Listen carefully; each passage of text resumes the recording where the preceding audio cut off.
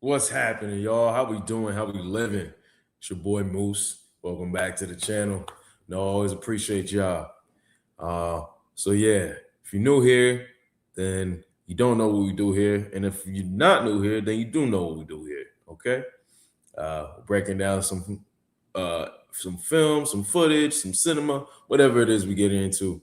It's an analysis and essentially just a just a breakdown and essentially I like to do watch alongs of very thought provoking, um, you know, whether it's stories in the news, possible conspiracies that are being bantered about on the interwebs.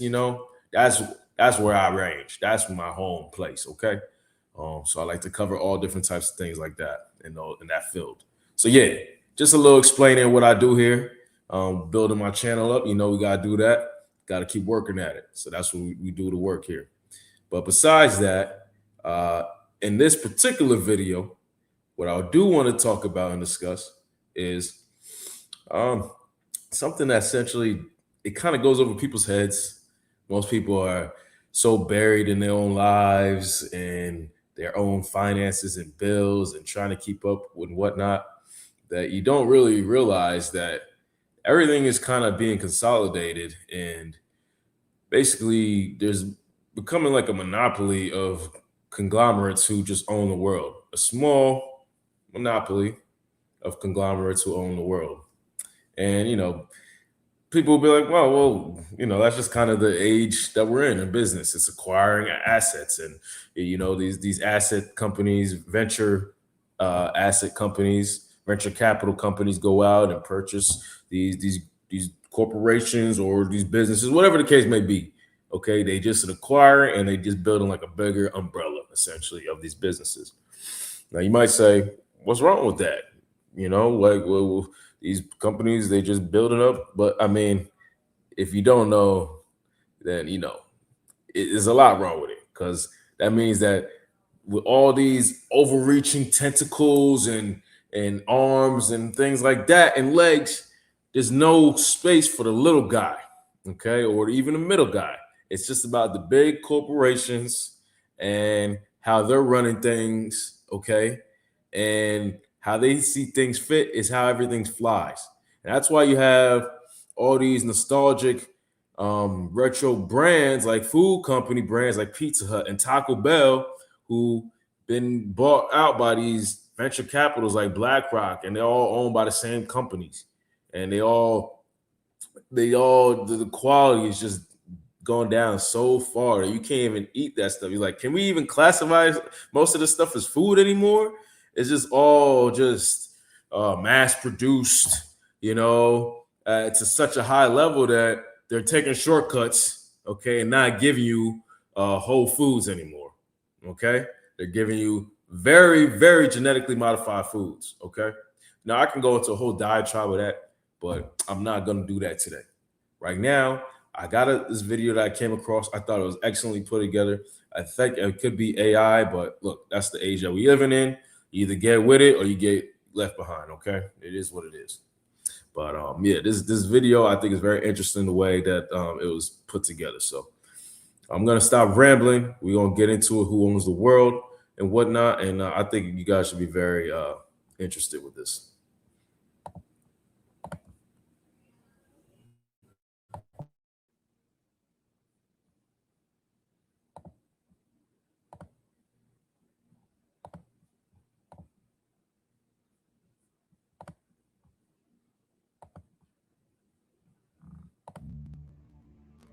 Dear fellow human, I think by now you have the feeling that something is not right about our current situation.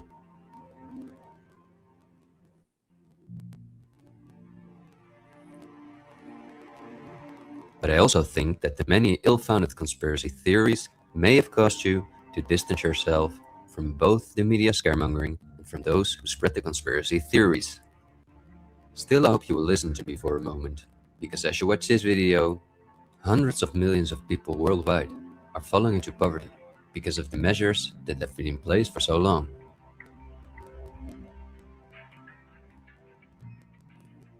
And although the biggest economic crisis that we will ever experience may not have affected you personally yet, it's only a matter of time before the ripple effects also reach you and your loved ones. This is not alarmism, but the harsh reality we face. I also think that we can limit the damage and even benefit from it if we are properly and objectively informed about our current situation. Therefore, I would like to show you some easy verifiable facts that I think are essential. Less than a handful of megacorporations dominate every aspect of our lives.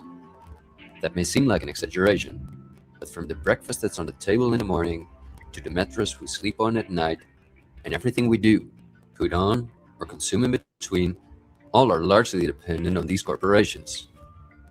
These are investment companies of immense proportions, and they manage the major money flows on Earth.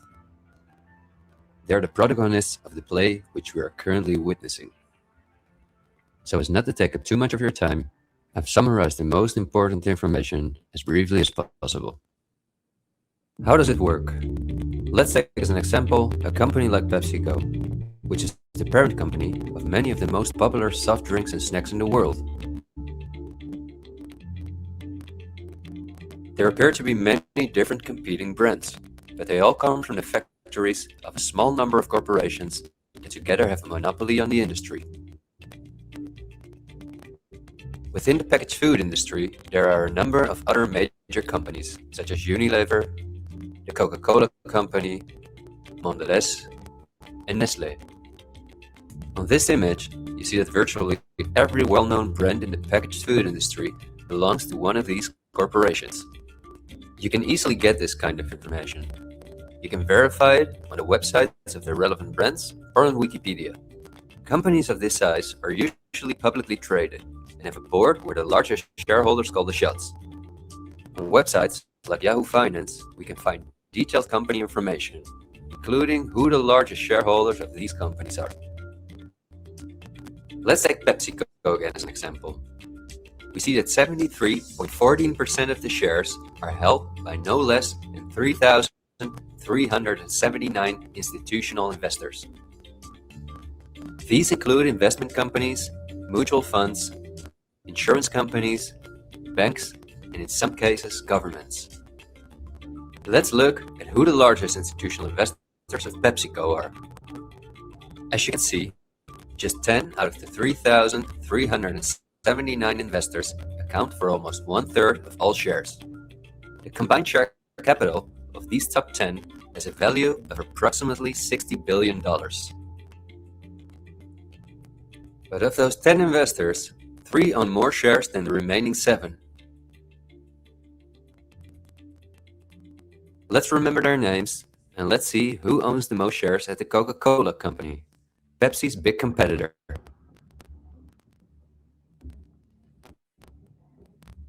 We see that just like with PepsiCo, the majority of the shares are held by institutional investors.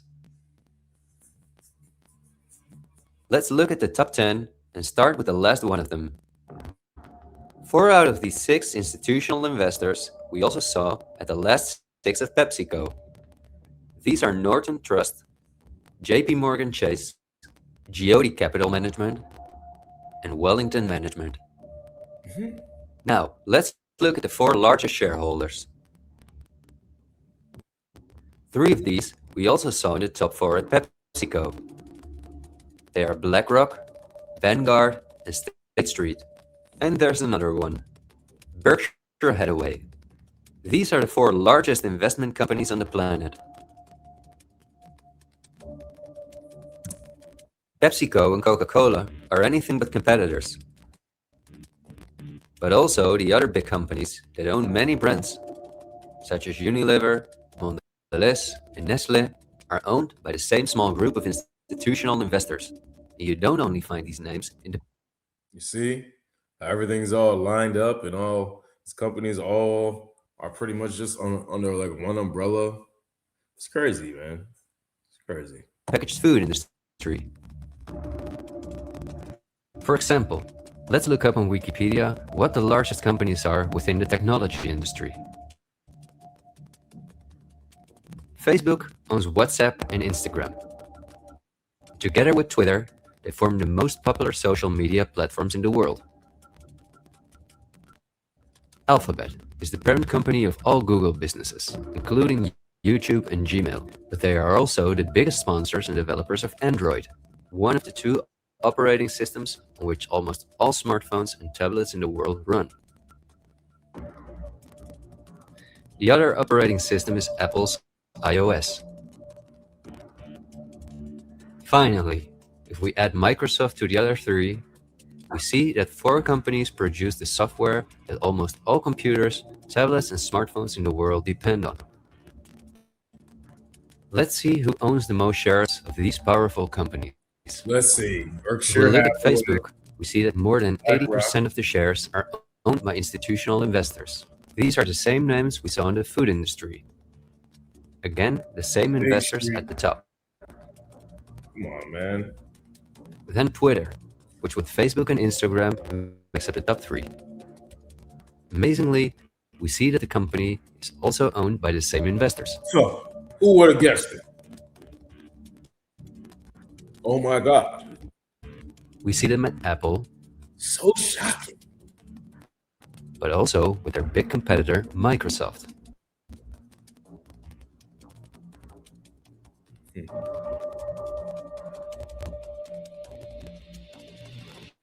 When we look at all the other companies that dominate the technology industry and build our computers, TVs, smartphones, and household appliances, we see the same big investors who own a majority of the shares.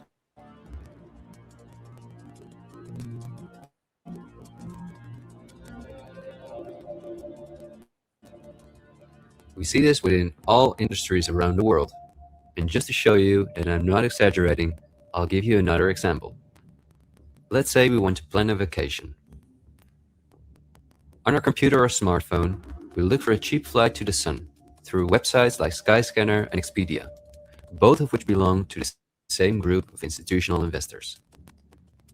We fly with one of the many airlines, of which the majority of the shares are often owned by the same investors or by governments, like Air France-KLM. The aircraft we fly is in most cases a Boeing or an Airbus. Again, we see the same names.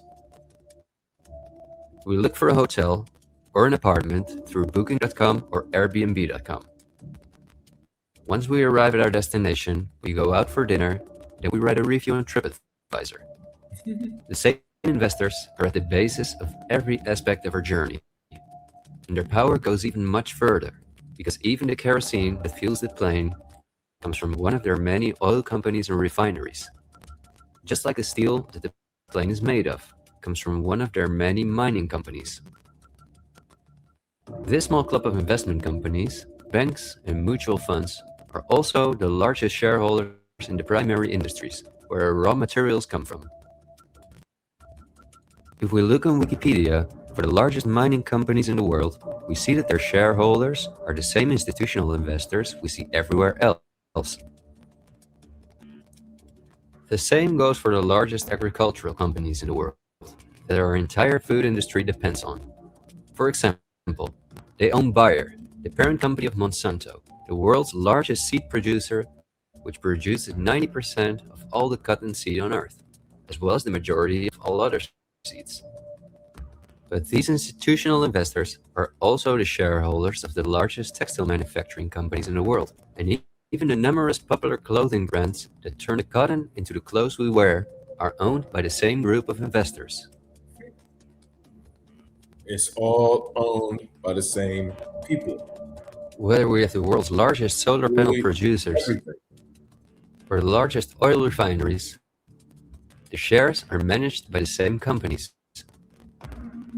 They own the tobacco companies who produce all the popular tobacco brands in the world.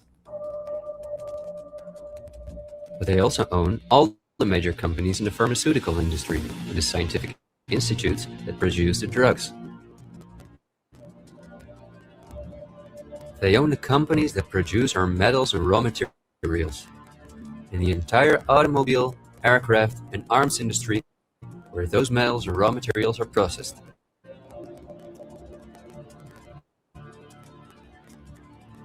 They own the companies that build our electronics. They own the big department stores and online marketplaces.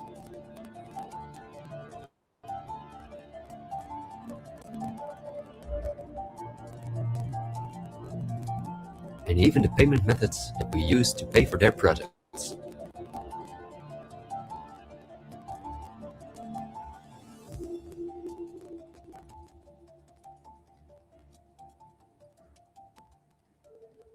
Because I want to keep my story as short as possible, I've decided to only show the tip of the iceberg. If you decide to investigate on your own, using the sources that you've just seen, then you will discover that even many of the most well-known insurance companies, banks, construction companies, telephone companies, restaurant chains, and cosmetic brands are owned by the same institutional investors we just saw.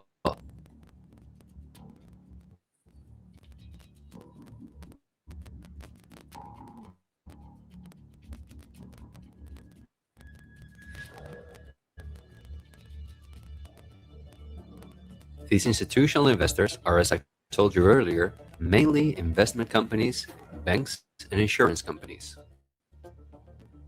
They are in turn also owned by shareholders. Now, what is the most amazing thing?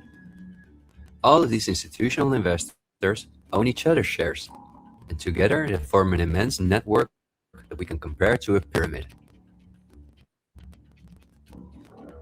The smaller institutional investors are owned by larger investors, who in turn belong to even larger investors. The visible top of this pyramid consists of only two companies, and we have seen their names many times by now. They are Vanguard and BlackRock. That's who you need to know. If there's anything you come across and take away from this video, it's those two names at the very top of that. Vanguard, BlackRock. Make sure you watch them always, because they're buying everything under the sun, literally, in this world. It's like, well, anything is there anything off limits to them that they won't consume or they won't buy and have some kind of stake in? It's crazy, man. It's crazy. Let me fast forward a little bit here.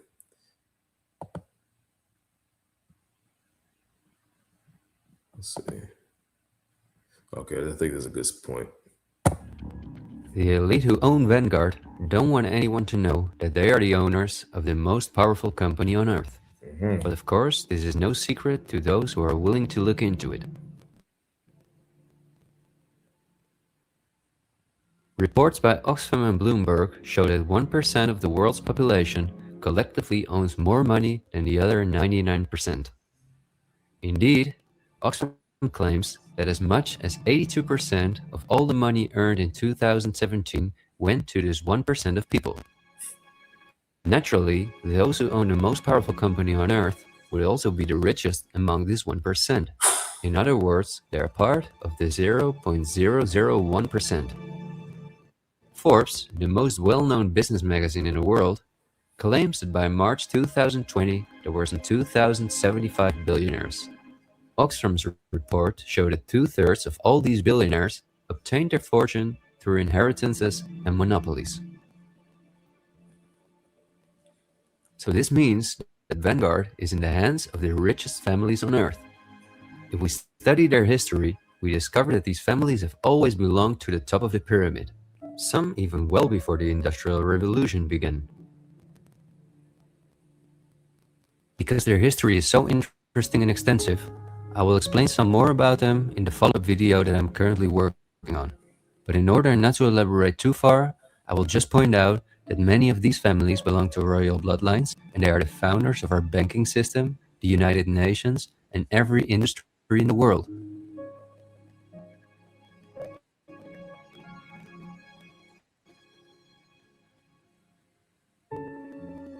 These families never lost their power, but because of an increasing world population, they were forced to hide behind investment companies such as Vanguard, whose largest shareholders are the private funds and non-profit organizations of these families.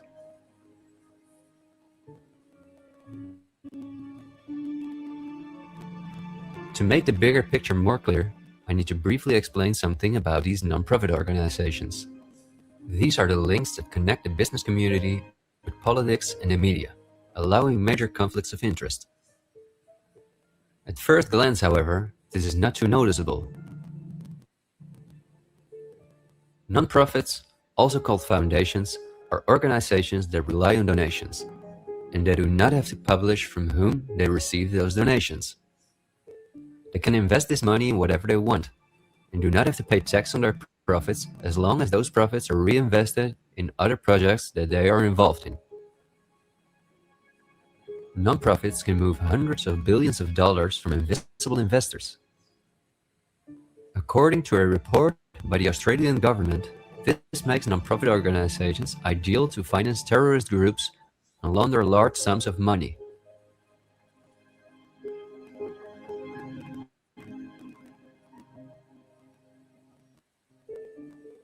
The foundations and funds of the families who are highest in the hierarchy of the 1% hide behind the scenes as much as possible.